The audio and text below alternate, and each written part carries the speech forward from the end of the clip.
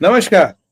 Welcome to this English edition of PGurus channel. We are going to talk about a lot of breaking developments which have happened in just last few hours.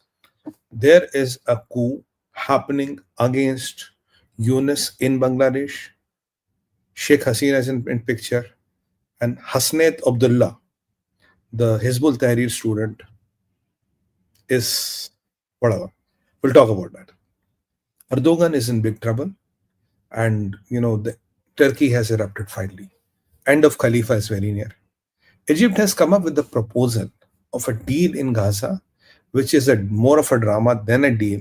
Let's see how Israel and how US and how all the party and including Hamas responds to it. Meanwhile, Houthis are being bombed like hell, 10 days in a row, and today there are some important developments there. And what Iran had to say and what Israel and Trump are going to say. Meanwhile, Mrs. Vance is set to go to Greenland to watch a dog sledge race, and the Greenlanders are fuming. They're going crazy. And a lot of developments. There's one development in Pakistan we're going to talk about, and many more related aspects of it, which we are going to cover in our 40-minute session today. And after that, we'll move to questions. Over to Sree sir for giving us the opening remarks. Thank you so much, Srimanji. So we are going to have 4 or 5 topics, each one 4 to 5 minutes tops. Srimanji, request for you, because each one has a fair amount of substance to cover. So I quickly yield to you. Please, viewers, like this video. Over to you. Thank you, sir. In the name of Bhagwan Sree Ganesha, as well as Sree Ganesha of today's, vlog. And what is most important is that there's a saying in Hindi, "Kutte ko kutta kaate." So I'm starting this English program with a saying in Hindi. So in English, if I translate it roughly, what happens when a dog is bitten by another dog? Roughly there. Now, what happened in Bangladesh, all the atrocities, what this Yunus has been doing, all the atrocities what they've been doing against Hindus and the minorities of Bangladesh have taken a U-turn, because karma is most resilient thing which is going to happen and which is going to come back. A couple of developments in Bangladesh. The Bangladesh Army Division 9 is marching towards Dhaka. Some of it has reached Dhaka, others are reaching Dhaka. Now, there's an assumption and presumption, and what the grapevine says and what in the media is indicating, that there's a possible coup against Mia Yunus. So Yunus is haunted by the army now. Why Yunus is haunted by the army now? There's a big series of events and stories around it, which I'm going to talk about you. Yunus used the army to come to power. Army pushed Sheikh Hasina to leave Bangladesh. We all know that. But after that, the power in Bangladesh has got decimated into a lot of power centers, with 𝗤𝗍𝗏𝗂𝗍𝗏 based a backed student wing taking the lead. Deep state in the US is dismantled. Democrats are dismantled. Barack Hussein Obama is not there.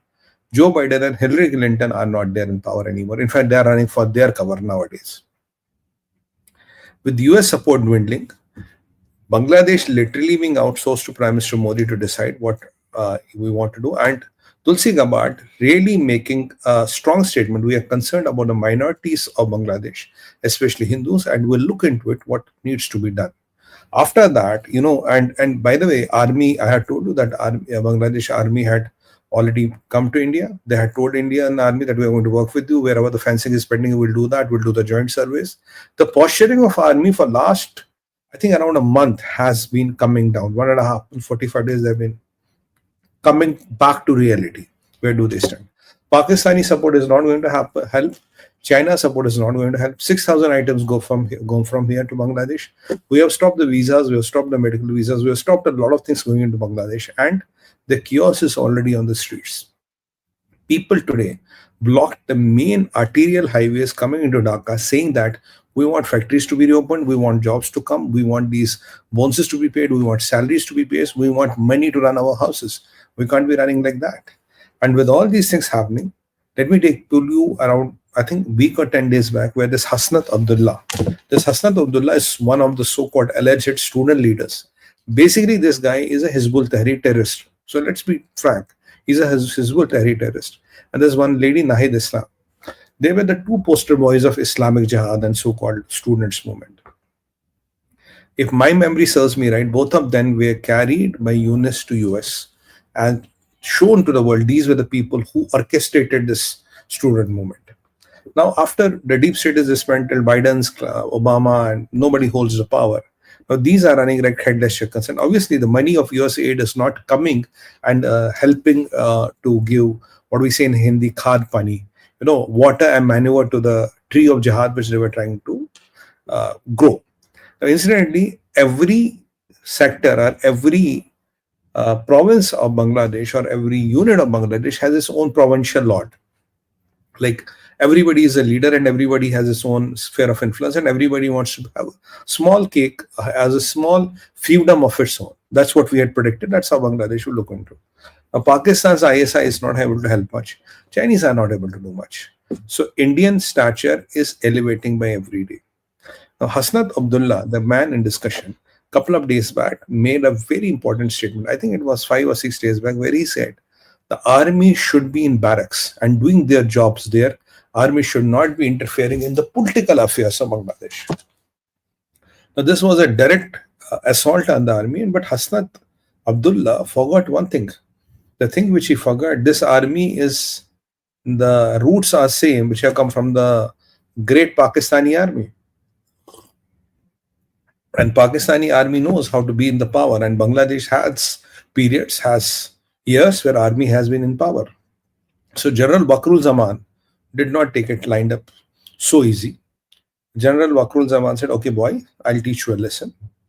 And so what has happened in response of that, and here, there was one more incident. So Yunus had already started sending fillers to India, sending pranam to Modi ji, telling, sir, I want to do Ashtang pranam, but we didn't give him the opportunity. So we'll show you, this is Hasnat Abdullah, very young boy. In the meanwhile, there's one Maqdum Mosque in Bangladesh. What is happening around Maqdum Mosque? Now, suddenly, these Islamists, along with this, basically, he's a 𝗔𝗠𝗏 guy. They have formed some citizens, some party, some citizens corporate party, some political party named some citizens party. I can't remember the name. They have even formed a political party. Now, between in that around that Maqdum Mosque area, some clerics, these 𝗔𝗠𝗏 guys, and all were getting together. They are saying we have two problems with the Bangladesh government. What are the two problems we have? The first problem we have, that Muslims in Israel are killed by Israel, in Gaza are killed by Israel, and Bangladesh is doing nothing. That's the problem number one. Yeah, that is the internal problem of Bangladesh. And Muslims in India are tortured and butchered by the Indian government, and Bangladesh is doing nothing. So they were trying to get this Muslim bogey in place and start trouble again in Bangladesh. Again, this Hasnat and this Nahid Islam, they were the guys behind this.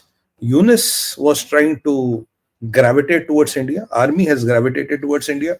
And I think RAW has done a fantastic work there, whatever they've been doing there. And in the meanwhile, Hasnat drops a bombshell. The bombshell is that he says, I was offered a deal by the army. Now, what is the deal? The deal is a refined Awami League. Awami League will come back into power. Sheikh Hasina will come back into power. And it will be called as a refined Awami League. Same Awami League will be a little bit tweaks and some cosmetic changes here and there. A little bit of Islamization, a little bit of green color. So they will come back to the power.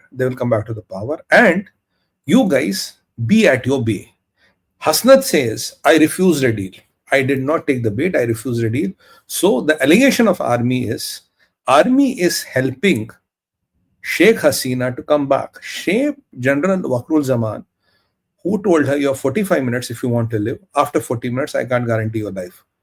Now, as per Hasnat and as per Bangladeshi media and as per the grapevine, same army is trying to get Sheikh Hasina back and get it installed in India. You know why? Because India has made it clear, you have no options.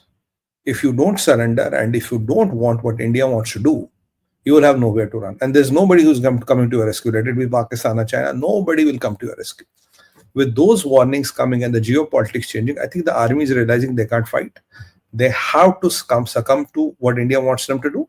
And so they are kind of finding a way out, finding a face saver with this refined, with this refined Awami League. So now this Hasnat and Hizbul Tahrir does not want Khalida Zia back, Sheikh Hasina back.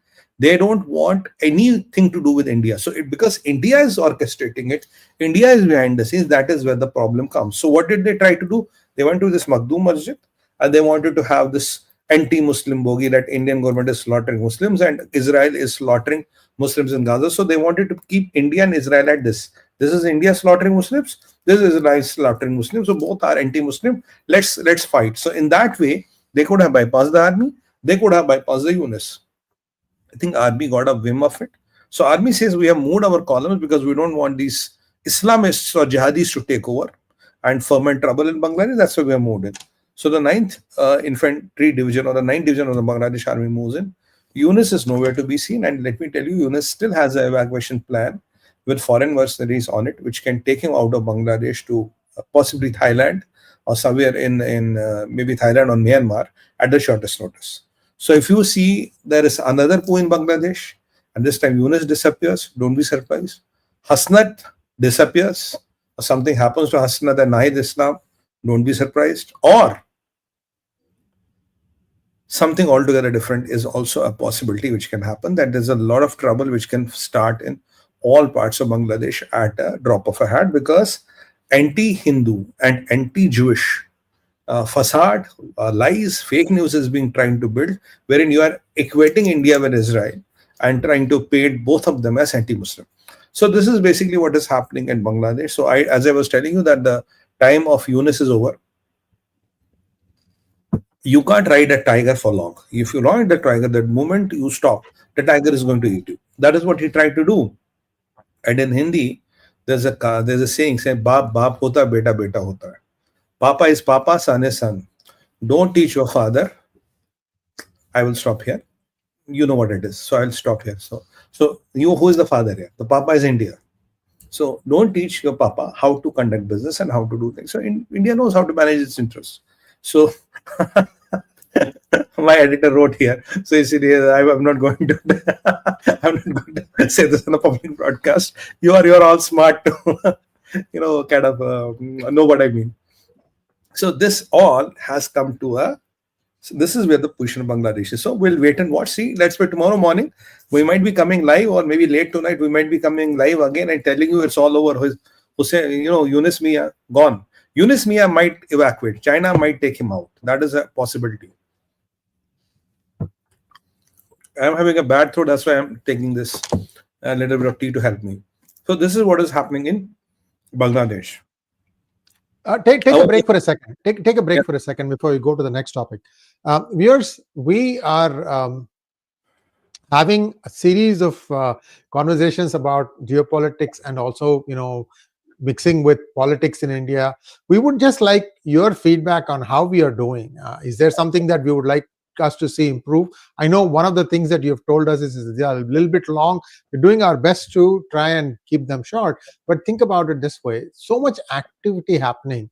We would like to give you what is happening, even if if it's just like a headline, anything. We're trying our best to be very short and up to the point. Any feedback, welcome by way of comments. Thank you. Back to you. Now, the second topic we move on from here is what is happening to Khalifa.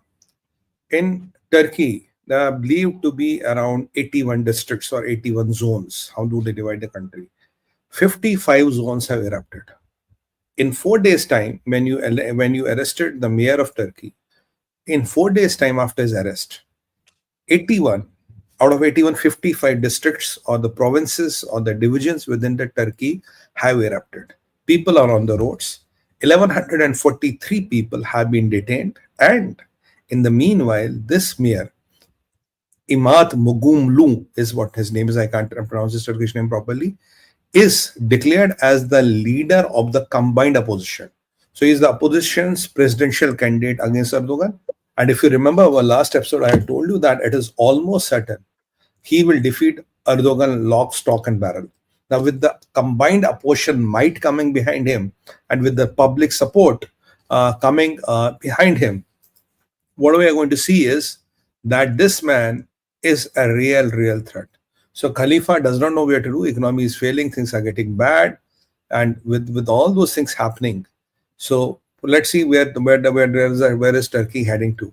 So if Turkey heads with this man, I think a lot of problem of Europe will be over. A lot of problem of everybody else will be over. And let's not forget, Erdogan was the man who was trying to be the messiah of the Islamic world, and he was the man who went to Pakistan and promised them sun, earth, and the moon, and told them that Turkey is behind Pakistan and will help Pakistan all the way. Now today, Erdogan is nowhere to be seen. There were also a talk he might have gone to Russia, but that is not confirmed. We'll wait and watch to see if Erdogan is having kahwa with Assad or not. That we don't know yet. But if it happens, we will be the first ones to tell you. But the things in Turkey have escalated to a level, I don't think, where Erdogan can control it without a lot of bloodshed. So there's a lot of bloodshed, I don't know, but things are really getting out of hand. And forget, if Turkey weakens, forget Kurdistan. So if Turkey weakens, forget Kurdistan. If there is no Kurdistan, American Marines and American interests in Kurdistan are protected. Jdolani has a deal with America, don't talk about Kurdistan. The only one person who was talking about Kurdistan and disarming Kurds and letting the ISIS terrorists control by Jdolani was the Turkish, Hakan, was a Turkish foreign minister, and Erdogan. Now look at the plight after that. Within a month and a half of that, when he threatened the US interests in Syria, I think somebody did something. Now the Erdogan is on run. And what I was hinting to you last time is that it is not possible that the mayor of Turkey, by the way, Erdogan was also started his political career, or the political, where he really elevated to the levels. By the last post was the mayor of Istanbul. So the mayor of Istanbul could not have become what he has become today globally without the support of a lot of people, including CIA, because Erdogan also threatened American bases in Turkey. So I think CIA did what they had to do. And a new leader possibly is coming on to Turkey. And with this Turkey, Kurdistan is safe. Jdolani's interests are safe. Nobody will mess around with Israel, and nobody will be able to help Iran. So with a lot of these things happening, I think the end of Erdogan is very near. We'll keep a watch on that, and we'll update you as to how it is erupting. But the most important thing is 55 out of 81. That tells you a lot. After that, let's move to the next topic. The topic is Egypt's deal or drama. No, I'm okay, sir. I'm okay. Egypt's deal or drama. What is Egypt's deal or drama? Now, there was a ceasefire deal, and which was refused by Hamas finally. And, then Trump said, Netanyahu, do what you have to do and all that. Three important things have happened. And then I will come to the Egypt deal. First thing, Israel comes and says, we will show no mercy. Quote unquote, will show no mercy. Benjamin Netanyahu says, will not stop by the time Hamas is decimated. Hamas is completely over. We are not going to stop. Whatever it takes, we are going to go.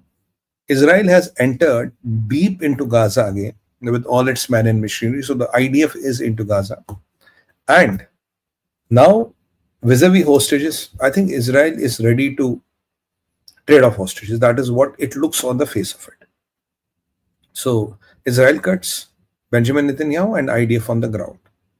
And with the elimination of more and more Israeli commanders, and with bombing in Lebanon, with bombings in Syria, IDF is really getting into that. A lot of people are accusing Benjamin Netanyahu that he want to fight and end this war.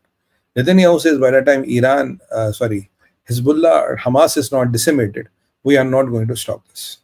Now, last time, there was a bombing which killed 600 Palestinians and eliminated a lot of top leadership of Hamas. Around 600-700 people were injured. Now, after that, there have been eruptions in Yemen. I'll link into Yemen in some time and come back and join it. There have been eruptions in Yemen. They're saying that because Israel is doing this in Gaza, so we will come and disrupt the Red Sea. Meanwhile, Israel has said that whatever areas we are going to take now of Gaza, we are not going to give them back. Wherever IDF is going, they are not going to give an inch of land back. So there's one more change in Israel in last 48 hours, where Israel has said, no land will be ever negotiated. So forget the land. Hostages, no hostages. We are not going to negotiate an inch of land. So that is a new stance of Israel. So that means even the occupations in I don't say occupations, even what we have occupied in Lebanon or what we have occupied in Syria, it will not be negotiated, and the Gaza will not be negotiated. Then after that, in the meanwhile, Egypt came with a proposal, okay, we'll take 500,000, 500,000 Palestinians with us, which was a kind of okay statement. Now, Egypt is playing another dangerous deal, or a drama of a deal. Why did I say drama of a deal? I'll explain you why. This was a logical proposal, and it would have gone to right and left. Remember, Trump has said on his social media handle Truth recently, I think less than 48 hours back, you know, if my hostages are not returned, or if Israeli hostages are not returned, be prepared to die. I think he says it all. Everybody, anybody there, be prepared to die if hostages are not returned. So looking at this pressure and looking at the Israel really getting aggressive, Egypt has come up with a trick. This is a drama of a deal. What does Egypt say? Egypt says, look, you are around 25 hostages which are believed to be alive. Believed, huh? We don't know. Out of these 25, Hamas will release 5. Right? First week. Israel is supposed to do nothing. By next week, Hamas releases another 5. Then let's start the phase 2 of the ceasefire, which was already agreed on the broader lines. So what is Egypt trying to do? Egypt is trying to buy time. Egypt is trying to befool the world. Egypt is trying to put a pressure on Benjamin Netanyahu because there's a group within Israel who wants the hostages which are still alive to come back home. And even there's some Israeli government is facing a lot of issues with this judiciary, with the opposition leaders and all that. So with all those fiascos going on, this is a very smart move by Egypt to put pressure on Benjamin Netanyahu. Now, meanwhile, what we have told that Americans are looking into it favorably. Hamas, for a change, has said yes. You know why? Why is Hamas for a change said yes? Because the leader of Hamas, which was eliminated 2 days back, I forget his name, I think one of the part of their political affairs, he had made a statement just before his death. He said, if we would have known that the 7th October 2023 will have this much of implications, we would have never done it, because we thought it would be like any other attack. Israel will retaliate, will have hostages, and will do business as usual. But 7th October 2023 resulted into annihilation of Gaza. Gaza is over. 90% of Gaza is in rebels, and the more about what is standing, the IDF is doing the job to get all level to the ground. Now, even within these rebels, they are hunting down Hamas members and they are eliminating them. So he thought, we never thought this attack will lead to, flattening of Gaza or elimination of Gaza. We underestimated, the retaliation of Israelis. Now, with Trump taking a very aggressive stand, they don't have a lot of options. So this is what is going to happen. So I think this Egypt-based ceasefire is again a ploy, is again a drama, is to give Hamas time, give Americans a little bit of face, put a lot of pressure on Benjamin Netanyahu and Israel Kurds, and in the meanwhile try to unite the Islamic world again. That is why Egypt has been always playing this spoiled sport in the Middle East. But my suggestion, what do I read the situation? Middle East is on the eruption of a big war. Take my word. I'm not taking it back. Take my word. Why? I'll relate it now. Having said here, let me take you to Yemen. What is happening in Yemen? In Yemen, Houthis have been saying, because Israel has increased the attacks in Gaza, more and more Muslims are getting killed. By the way, it was the same syndrome what they were trying to replicate in Bangladesh, but they could not. So getting killed. So what we have done, we are going to increase the attacks on American and Israeli ships. So Trump had given warning to them. They did not listen. So it is today 10th day in a row. Every night and day, American planes are going. They are taking off from the aircraft carriers and they are bombing Yemen. Today, Yemen's, this in the Sana'a, there's an airport. The main airport has been bombed. Its power station has been bombed. I think the airport is not operational now, to the best of my knowledge. And the main and command and control center of Houthis is destroyed today. In last night's attack, 3 major top-ranking officers or generals or these people who run the command and control of Houthis have been eliminated with their families. They are dead. And I think this attack of last night, I think I was looking at death toll of 47 and counting. So now Houthis are in a position where most of the ammunition is destroyed. I will not say all, most. Their command and control is destroyed. Their leadership is destroyed. It is exactly the playbook what Israel followed with Hamas. Exactly that style of attack. If you look at the similarities of the two, exactly they're following the Israeli playbook. And remember, I think around 3 months back, I told you, if you have to dismantle, I told Americans, it was an English broadcast, I said, if you have to dismantle Houthis, you have to, the best person to do it, ask Israelis how to do it. It is exactly the Israeli playbook. First destroy this, then take out the leaders, then take out the communication, then take out ammunition dumps. It's exactly the Israeli playbook, because if anybody understands Islamic jihadists and Middle East best is the Israelis, and they also know best how to dismantle them brick by brick. So Americans tried their own cowboy way last time, cowboy ways, and they went and they sent a few missiles. But these Houthis, they live in dungeons, they live in sewers. How many can you kill? It is not a full-fledged army. Then Americans realize that it's not going how it is going to work. Now, as per sources, Israel is exactly telling America what to do, and America is doing it alone. It didn't call for a British or for French or from Jordanians or all come, let's fight. No. Americans are doing it alone, and Trump has told his men, whoever is the in charge, talk to Israelis. They will tell you what to do, how to do, and how these people are segmented, how these people are structured, and how to eliminate from where. So the suggestion which we gave on PGurus channel, follow the Israeli model. Consult Israelis if you want to dismantle Houthis in the shortest possible time. That is working. Today, the report shares that Houthis are really running. A lot of their men have started deserting them because there is no food, there is no money, there is no command control, there is no comms, and still these people are talking on cell phones. And I don't know when the cell phones are going to explode now. PGurus, we will get. Thank you. Thank you very much. Now, so we don't know what is going to happen next. So if tomorrow cell phones in Yemen explode, don't ask me how did it happen. And if something in Yemen happens, there's a possibility things can happen in Yemen also. Now, for the first time, I can report you with confidence that Houthis have started breaking up. This is information which with 100% absolute and credible intel I'm able to share with you. Second thing, now Houthis have been lying to us. They said us 2 days before we did a blockade of the Ben Gurion airport. Nobody can fly. They want all the airlines in the world. They said we have attacked USS Truman. And from the same USS Truman, Americans are sending their planes and bombing the shit out of Houthis. Remember, this country, 80% of the people live in UN food pockets. And Houthis have traditionally looted UN trucks, have taken UN people into captivity because of the food they were getting. So these people are worse than Afghanistanis. At least Afghans have these cashew nuts and walnuts and all to eat. At least that there's it's not a desert.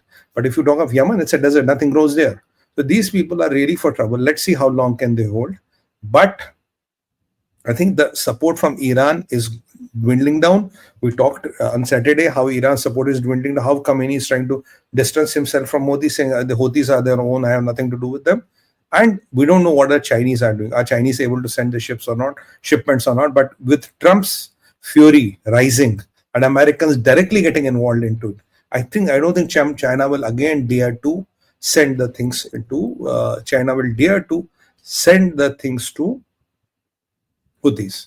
So that is what is happening around the Houthis. And meanwhile, there's update on Iran also. Iran's 𝗑𝗏𝗍 has suddenly said that we might be looking into a possibility of talks with America. Up to yesterday, there were no talks, nothing. Inshallah, we have the bomb, we'll do this, we'll do this. Now they're saying we might look at possibility of talks with America. IRGC says there are 3 parts here.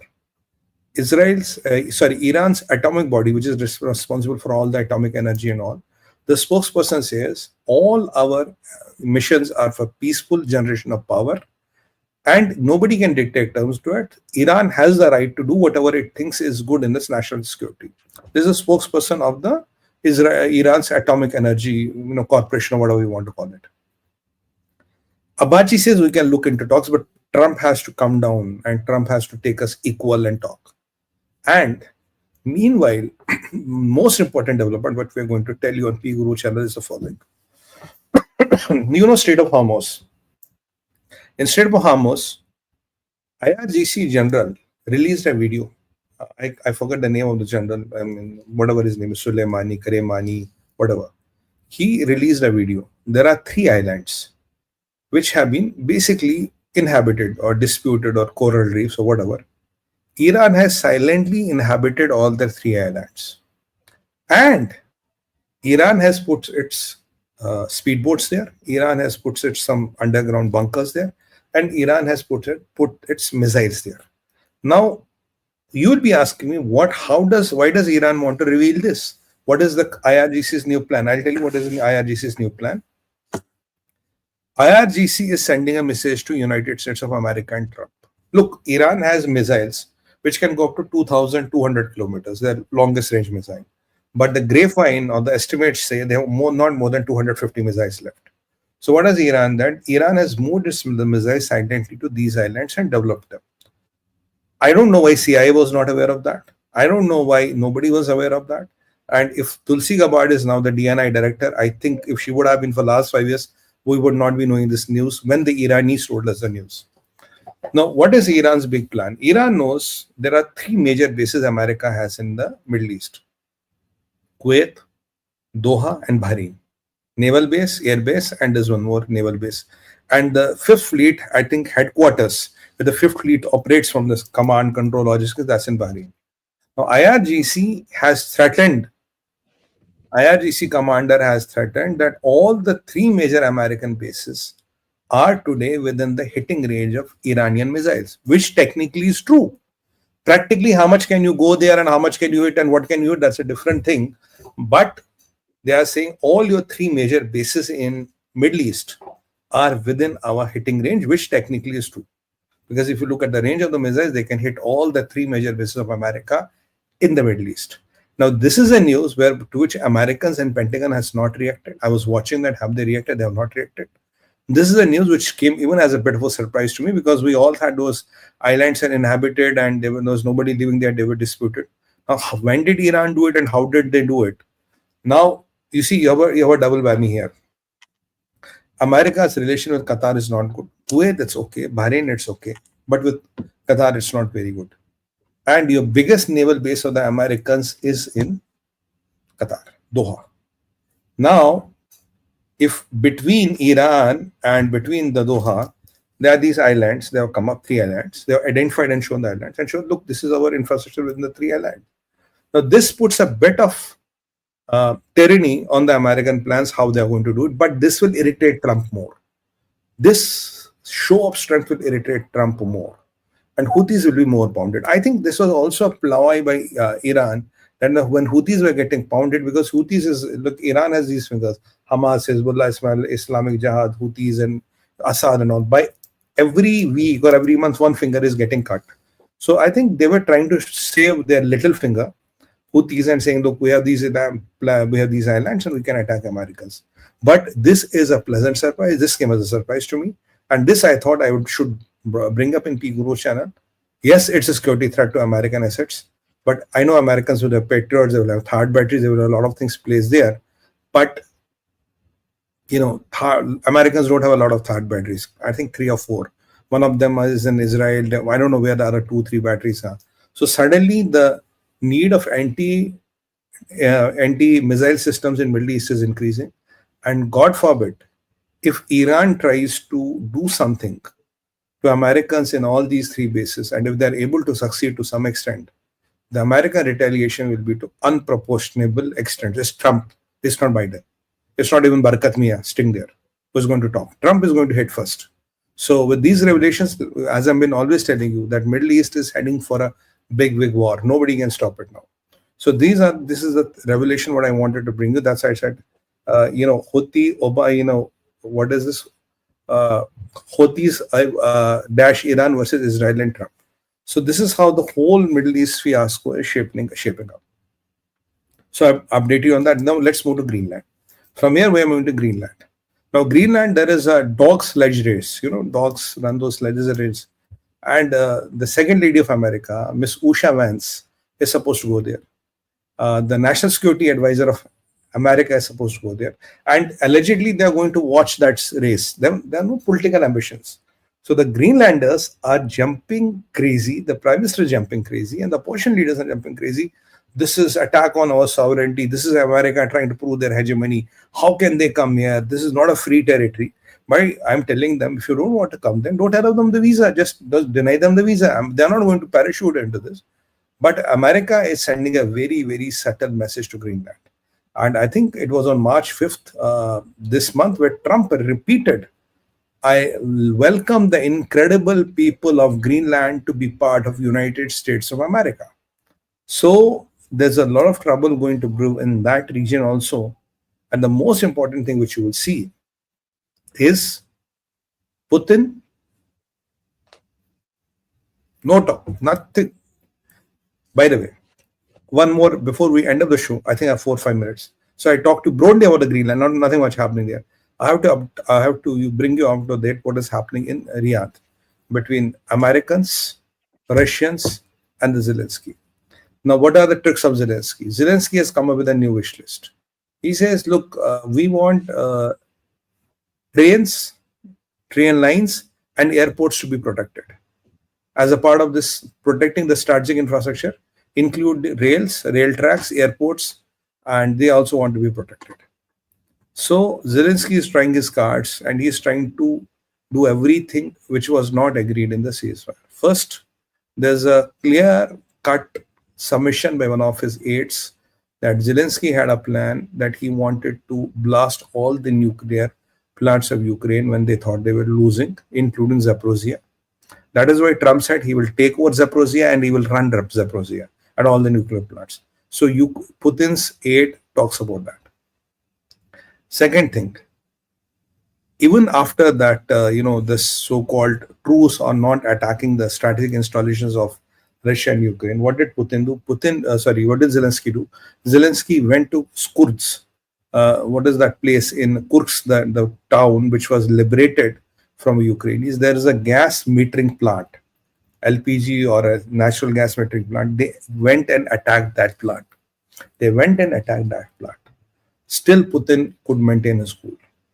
And in between that time, Zelenskyy went and attacked the oil depot of the plant, where you have these Tu-95s and Tu-125s, the high range stealth nuclear like B-21 and B-4 bombers of America, the same parallel category of aircrafts. They attacked the oil storage capacity of that base. So that basically what he wanted, that if the oil catches fire, the runways will be destroyed, and these assets which are on the runway will be automatically destroyed. So there are 3 provocations from Zelenskyy. Now he's saying, don't attack my rails, don't attack my airports, don't attack my oil depots. That is my condition to the deal. Now, Americans are talking to Ukrainians and Americans are then talking to Russians.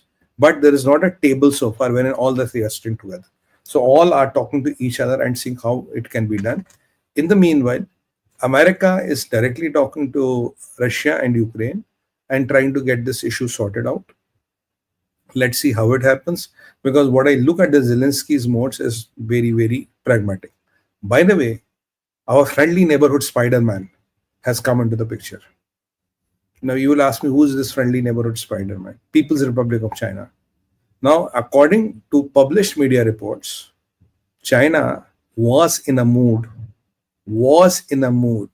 to send its peacekeepers to Ukraine. I have been always telling you there's a Chinese hand in Ukraine. They are trying to send its peacekeepers to Ukraine. Now, when the things went out, China was asked specifically, are you planning to send your troops to Ukraine? Chinese government today said, we are not planning anything like this as on date. That means maybe there was a plan, maybe in future there could be a plan, but as on date we're planning not anything on the way on this line. But my prediction of telling you China is helping Zelenskyy came true. Now this is really going to fume Putin, because if China covertedly through whatever XYZ has been trying to help Zelenskyy and trying to be the best friends of Putin, that is really going to increase the trust deficit between Putin and China, which is good news for us. So that is point number 1. This is a very important submission here. And even as I told you on Saturday that Keir Starmer is no longer planning of sending boots on the ground. So he was talking of air and naval support and all that, no boots on the ground. So Zelenskyy wants those unrevocable peace guarantees and security guarantees. Zelenskyy says he will not trade land. Zelenskyy says he's not going to trade minerals. And by the way, he has not signed the mineral deal with the United States of America, even when we talk today. How does Trump look into it? I don't know, but this China's involvement and talks of sending troops to Ukraine has really irked Putin. So, which is good news for us. And let's see how Putin kind of reacts to that in due course of time. But I'm telling you, if there was no trust and friendship between Putin and Trump, we would be in World War III as we speak. If we are not in World War III as we speak, it's because there's a trust and friendship between Putin and Trump, which is saving the world for getting into World War III. And Zelenskyy is doing provocation and provocation after provocation, and he is exactly going back on anything and everything what he agreed on the table. But let's wait and watch. It's how it turns up. And remember, when Houthis were getting attacked, China said for peace and tranquility, talking diplomatic talk should prevail over war. I don't know, when all the nefarious characters of the world come, how does China and Pakistan somehow or the other get involved? Especially earlier it was Pakistan, now it's China all the time. Houthis China, Ukraine China, anything to do with Panama China, anything to do with anti-American and anti-world interests, you will see a hand and leg and whatever of People's Republic of China. So this is a very important aspect of it. And I think we are reaching to the end of this. We have got 41 minutes. And we'll end our thing here because I think we have a lot of questions. Otherwise, I wanted to talk on one small topic, but anyway, we can move to questions, not a problem. 𝗠𝗎𝗍, this is a lot that you have covered, and viewers, we need to make sure that this is a 360-degree view. What 𝗠𝗎𝗍 is presenting is how he sees it from the Indian angle. We're going to give you a European angle as well as a Middle East angle in another conversation that will be airing shortly. I just wanted to give you that point because, like I always keep saying, don't take our word for it. See how the world is looking at a problem. We all know now that there is a global reset happening. This is not like a switch. This is not a 4-second reset. This is going to take time, whether it is dollars, whether it is conflicts, whether it is land, whether it is religious beliefs. So it's a complex mess. And geopolitics is one of the hottest topics to discuss now because people are still having so much misconceptions, miscommunication, bad narratives, all these things. How do you make sense of this? Which is why we are telling you, we are going to give you multiple perspectives. Take a look at it and make your own decision. Let's go to questions now. Sure. Mangan Ranga wants to know, Namaste, from the look of it, Bangladesh seems to be close to anarchy. In your view, can things be retrieved still?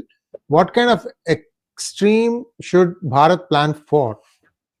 Bharat will have only one challenge in Bangladesh. If these small feudal lords start going to violence and massacring Hindus, then only military action will be required. And systematic operations of eliminating these people will be required. There will be a lot of blood which will be spilled. I hope before that the Bangladeshi army is able to control the things, and Chinese and Pakistani should cover their carry on their backs. And what we are telling to Yunus that don't ride the tiger. You can't survive it. Next one, please. Muthukumar Sundaram wants to know, PGurus, should Bharat be happy with the so-called diplomatic support from powers, which was not forthcoming hitherto? Truly, according to you, what will Bharat acquire true power to deter others? See, UPI, we are not understanding how powerful that is. UPI as a concept, how powerful it has become. And something like this is something that Bharat can probably share with like-minded partners who have to kind of follow a few rules. But as a supplier of good manpower, supplier of good stuff, do you know that there is a ship leaving every day, if not more than, probably even more than one, that leaves from Mumbai or many other ports with food, vegetables, groceries, fresh meats, eggs, everything goes from India. This is the Middle East. Yeah. Anyway, Bharat controls 40% of the total food of the world today. So it's not a big thing. You can't live without it. Next one, please.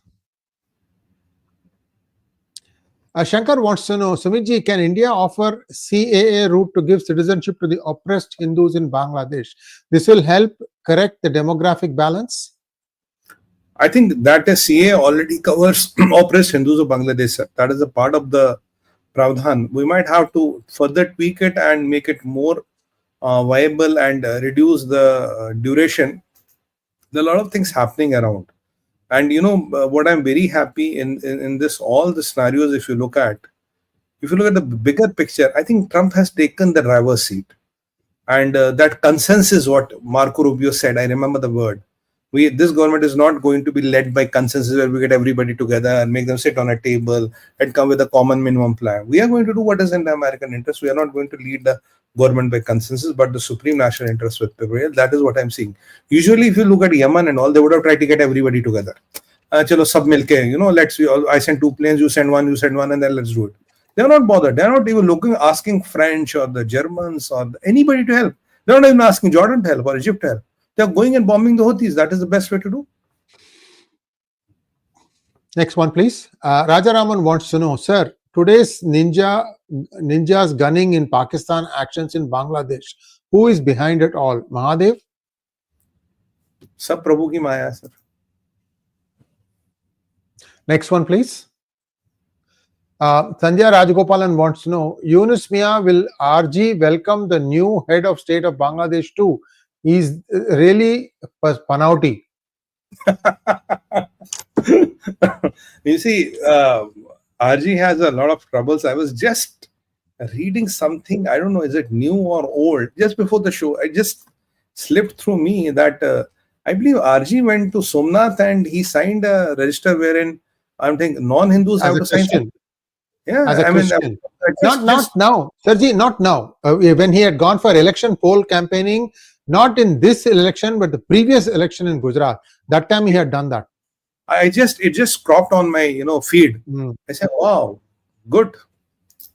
But that's Surjewala.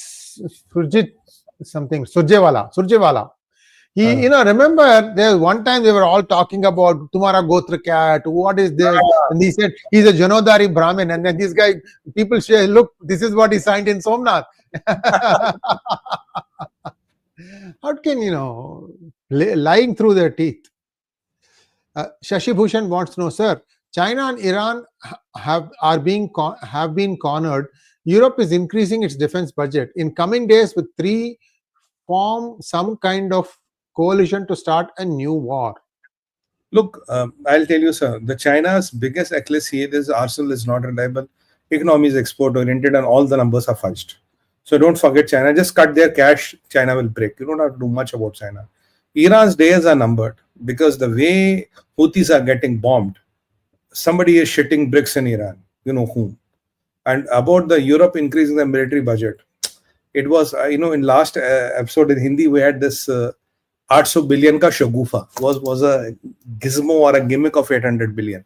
By that time, you are saying by next 30 years, by 2030, we'll have this budget, we'll find the money, we'll raise, we'll manufacture. The world would have moved on. By that time, at this pace, Americans would have put $5 trillion broadly in their arsenal. And Russians would have put so much of money in the arsenal. So how are you going to compete in this world? Do you think the world is as slow and as lazy as Europe and works the Europe space? I think Europe has missed it out. They should still align with America and the American interest. And, if Keir Starmer has already done a Brexit and UK has already done a Brexit, they should give such people a permanent exit. And Germans and Macron has to realize they are no match to the firepower of Americans or Russians. Don't make your 2 most dangerous enemies in the world. And I will tell you still, Americans still go by some rules. Putin doesn't believe in any rules when push comes to shove. Next one, please. Kamal Moga wants to know, who is the real invisible person helping Zelenskyy? It is the American deep state. It is still the American lobbies. It is the people who have got Keir Starmer into the power, and it is the people who are keeping Macron into the power. And let's not assume that the deep state is dead. They might have been weakened. They might have been hurt a bit, but still they are alive and kicking, and the amount of money and the quantum of power and the network they have is invincible, is impeccable. So you can't get rid of them so easily. Trump is doing his best, but let's see how it works.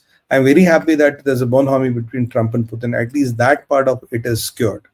And I, as I was always telling you, China will never dare to do anything if Russia is not on their back. Next one, please. Prakash Bhaskaran wants to know, Qatar sponsored Hamas. Fact. After FIFA, Qatar has many homes and hotels empty. Fact. Qatar has 270 aircraft. Fact. 300 passengers per aircraft, 2 weeks, 1.6 million Palestinians can be settled in Qatar. Bilkul, I completely agree with you. And Qatar needs people. Let them get all the beautiful people of Palestine and keep them in Qatar. That's not a bad idea. I think this is what it can happen. And they have empty homes and all, because Qatar is now worried. Look, the second biggest buyer of gas is India, and India is trying to slowly diversify its things. So if Indians stop buying gas from Qatar and Indians stop working in Qatar, God save Qatar. And Trump is not trusting Qatar. Only one meeting with Talibanis were held in, because Talibanis are more comfortable going to Doha than Riyadh because of their religious beliefs and kuch synchrony. Minus that, the epicenter of Middle East has shifted to Riyadh, not Qatar. Earlier it used to be Qatar, now it's Riyadh. Because Trump understands Qataris cannot be trusted. I like one thing about Qataris. They're very secular in their approach. Now you'll ask me, what is secular in this, Sumit bhai? If you're a terrorist organization, you might be Shia, Sunni, Ahmadiyya, whatever, they will fund you.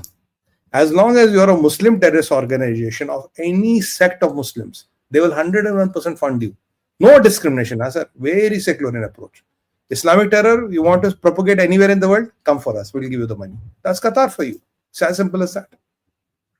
Next one, please. Jayagopal Venkatraman wants to know, Sumiji, will illegal immigrants from Bangladesh sent back from India in the near future? So that's the situation of the near future. Let's see how the Bangladeshi equation settles right now. But we'll see. This is a possibility. But right now, looking at this army moving into Dhaka and all, we don't know. Looking at these Iran's 3 disputed islands, suddenly a lot of things have changed between yesterday and today. Between Sunday morning and Monday evening, a lot of things have changed. And what Sree rightly told you, in PGurus, we try to give you a 360-degree view. We try to link each thing to everything and then give you a holistic picture. If you watch this episode, you don't need to look around anywhere what happened in the world in the last 24, 48 hours. Everything is here. Next one, please. Subramaniam Vishwanathan wants to know, Sumiji, what is the option available to US for settling with Iran, which is very critical for Middle East? US has categorically said 2 things. Iran has to give up its complete nuclear program. No civil defense use, yes, kuch nahi. You have to give out, shelf your complete nuclear program. You have to make sure you cut all your proxies, stop funding all of them. Else, we have the military option available. And Steve Witkoff, quote unquote, said, Iran can never and will never ever have a nuclear bomb. That is the Lakshman Rekha. I'm quoting Steve Witkoff yesterday. Iran can or never will or never ever can have a nuclear bomb. That's period. That's it. So Iran has to stop this proxy business. If it doesn't, I think my assessment, Sree sir, Trump is only buying time. He doesn't want any peace deal with Iran. He knows they can't be trusted. It's not Obama. It's not an Islamist like Obama on the chair who wants to give Iran $80 billion and to make them another Frankenstein for United States of America. Both the Frankensteins of United States of America, China and Iran, are 𝗥𝗙𝗙𝗪 𝗪𝗏𝗪 Obama. Let's not forget that. Next one, please. Besta Sudhakar wants to know, will US versus Iran happen? Is your views? Full Middle East is loading, sir. That's what I've been telling you this for full minute. Because what this 3 island or the story I told you today, why does this IRGC general need to release a video? You are trying to threaten Trump, but Trump is not a person who gets threatened. Trump will be fuming and he will really order, I don't know what. As I always say, there's always a true man somewhere in the scene. Don't push your envelope so much that he comes out of the blue.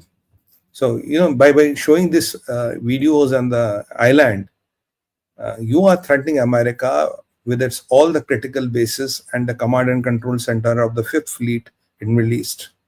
Technically you can, but practically can you achieve that? I think you must be on opium, that too on a very cheap and a very inferior quality opium. Vijay Kumar Srivastava ji. Yeah. Vijay Kumar Srivastava wants to know, sir, Yunus is in trouble. Who is his troubleshooter? Tera mera rishta kya? Shahjahan, Aurangzeb, your views, sir. You see, Yunus troubleshooter is nobody. Yunus has to flee. He has to go to China. He has to go to Southeast Asia, or he has to go to Myanmar.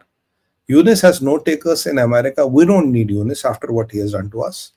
And Yunus has only daughter who is in America and who was caught drunk driving or whatever. He wants to get together a lot of money for his daughter, Monica, whatever her name is. So minus that, Yunus is over. I mean, everybody has a utility, and the next in the radar is this Hasnat Abdullah and this Nahid Islam. Inka software we upgrade hona hai. Their software has to be upgraded. This is the Iran in action. Deploys new missile system on 3 Gulf islands after Correct. US threat. Supreme leader issues stern warning to Trump. Just a few hours old, viewers, so you can see that we are comfortably ahead of the news cycles. I wanted to bring this up because this is an important change. I know Trump will be surprised. He will be very happy he has got 𝗠𝗖𝗍𝗏 𝗏𝗏 in the place. He'll be very happy he has got Kash Patel in the things. Now, he'll come and call 𝗏𝗏𝗏𝗏 said, hey buddy, what's the plan now? How do you want to dismantle them? That is, and you know, the beautiful thing I like about him, he's not trying to get every, arey bhai, aaja. Let's dismantle Iran. No. I will dismantle Houthis, I will dismantle Iran. Israel will dismantle Hamas. There's Syria and Hezbollah and all. He has divided the task between himself and Benjamin Netanyahu. Both of us will handle everything. Let everybody at home. That's why Europeans are sulking, sir. They are not even called. They are not even consulted. They are not even, you know, it's like what we did to Pakistan. Pakistan doesn't even figure out anywhere in the geopolitical dialogue. But suddenly Europe is reaching that stage because these people have been really being taken over by the wogs and the leftists, and they're paying a heavy price for it. And Putin told them rightly, whatever is the plight of Europe right now, nobody else is to be blamed except Europe, quote unquote. Rajiv Shashidharan wants to know, Sumit, Thailand gives refuge to our Rahul Gandhi. Any connection here? बहुत गहरा रिश्ता है, sir. You can have a full episode on this. Next one. Anand Vijayan wants to know, Sumit, do you see Turkey breaking up into smaller independent countries in due course? Thanks. There is a strong possibility of doing this. And, you know, I told you this Khalifa did a mistake. He challenged Trump. He threatened him with his bases, and he went to Pakistan. He did a lot of things which we should have not done, which I covered. Then it's a matter of time. You see, you must be financially and militarily very strong to do all these games. Neither you have the finance, nor you have the military. Why do you think that you have this Islamic hegemony in your heart and mind? Inshallah, mashallah, alhamdulillah. With these 3 words, you can conquer the world. This is a state of mental bankruptcy rather than any strategy, I would say. Next one, please. Maithili wants to know, Sumit, this is out of syllabus. Why is that violence has erupted in Nagpur instead of Aurangabad, where Aurangzeb's Samadhi is found? Because in Nagpur, they wanted to send a message. The person who is the mastermind, his partially house got razed to the ground today. This person had contested elections, ma'am, got 1,000 votes against Nitin Gadkari ji. And the violence was because Nagpur is the headquarter of RSS. Nagpur is a where typical core Hindutva place. They wanted to send a message. We can even disrupt Nagpur. Baki baat ki baat hai. So they wanted to send a very subtle message. And they did. And they have got a stay in Bombay High Court for raising the other person whose house also was ordered to be raised. As usual. Next one. Jagdish Nair says, are we heading for a turmoil period of trouble and civil unrest around the world? It reminds me, I would Ashok Batra's prediction. I don't know Ashok Batra's prediction, but if you're watching me regularly, I have been telling this. And for last 3 years, I've been telling and warning all the people of one thing: the time of connected world is ending. Exactly the same English, same word. TV, YouTube, wherever, the time of connected world is ending. And this is what is happening. And you know who disrupted this world? There are 2 people who disrupted this world. One was the Islamist expansion, jihad, and that medieval mentality, which was 1400-year-old back. And second is when these people got the patronage of China. And what we did a full-fledged episode on it called Red Jihad. When Reds fund the jihadis to do the dirty work. You see, Kalashnikov has a 300-meter range. Biggest hit of Islamic terror is 9/11, 5,000 people. But when Chinese and other people start funding them, they get these hypersonic missiles, they get these speedboats, they get this satellite intel, they get a lot of things where the impact radius becomes suddenly big and a real trouble to the world. Then when China unleashed the Chinese virus on the world, these were the things when you could really say the time of connected world is almost ending now, because you have misused the system.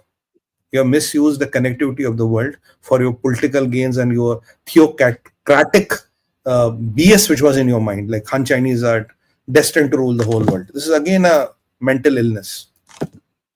Mahadev wants to know, can we assume that the USA and EU together don't have any secret plans and the present positions are only a facade?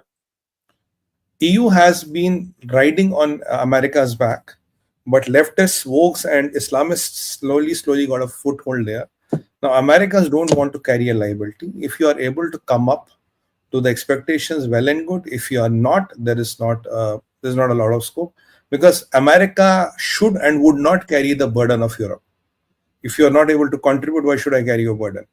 So that is where the things lies. Because if you look at the European Union, you had around how much? $270 billion of trade deficit with America, and you had $310 billion of trade surplus, giving trade surplus to China. Well, Trump is not going to like that. I'm protecting you, and you are giving all the good money to Chinese for what? You have to be loyal, yaar. Come on. Next one, please. Last question. SN asks Sumit, TTP is controlling the KPK area, whether it expands its ops in Gilgit-Baltistan and POK. What are the challenges for India in this scenario? You have to only wait and watch. GB and POK, they will not expand. Look, if it is, so you have to understand one thing. It is TTP or Baloch. Baloch cadre is 15,000 today, roughly 10 to 15. TTP, take another 15, 20, 25,000. If I combine both, let's say 30,000, 40,000, you cannot take a 7-8 lakh army, even if you have 30, 40,000 cadre. What do? You only take the areas where you have exemplary strength and where the others are weak. So Balochistan and KPK are the areas where they have that exemplary strength and other parties weak. If you want to go to POK and GB and all, you won't be able to stand up to Pakistan. Know your limitations, right? You know your limitations. So they will be confined to this area only, sir, because that is what the mathematics, physics and chemistry teaches us. If you want to evaporate yourself, go to POK, go to GB, then you will lose both. And Pakistan would be happy if you want to do that, because they know there they can take you on, here they cannot take you on. I think the Balochis and TTP understands this. They won't do this colossal mistake. Thank you. And we believe that we've answered every one of your questions, and I hope you are happy with our programming. Thank you so much, Sumit ji. And now let's take the Ashirwad of Mahadev ji. And I would only request, sir, you have to press the like button and you have to press the notifications button. Both are equally important.